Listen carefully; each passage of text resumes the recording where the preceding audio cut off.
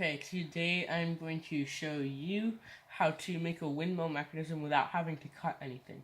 And how we're going to do this is we're going to attach put a shaft on a servo using a servo shaft adapter, and then have a bar of rev extrusion with a hex pillow block on it on the shaft. So even though it's not centered completely, it'll still work pretty well. And the first thing that I'm going to do is I'm just going to put the servo shaft adapter on the servo, as well as screw the little black screw in there. I've already done this. And I'm just going to put this hex shaft, which use the shortest size that you can, as the longer the shaft is, the further out your windmill bar is going to have to be. And then what's going to happen is you're going to have a much longer lever arm. So it's going to have a really high chance of breaking your servo. So try and use your 75mm shaft if possible. And the next thing that I'm going to do is I'm going to slide a collar on. And then I'm going to actually put the hex bearing pillow onto the rev extrusion here. So pause.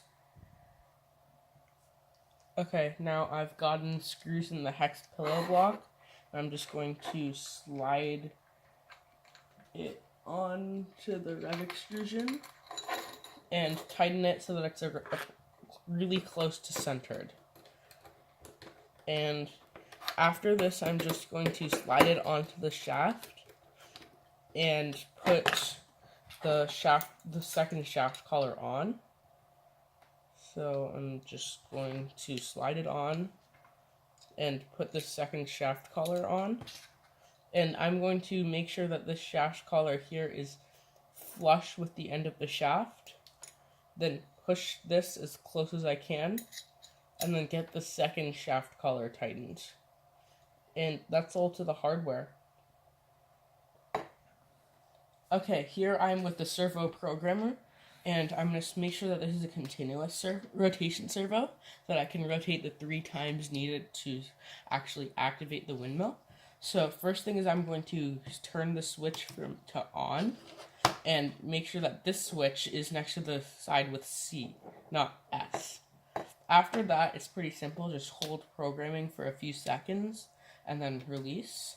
And then you see the light blinks shortly, and then it becomes solid. After that, I can just hit test, and then test again, and it's going to stay in its position as the light programming is on. But if I hit right, it's actually going to start spinning, and that's how you do the windmill without drilling any holes.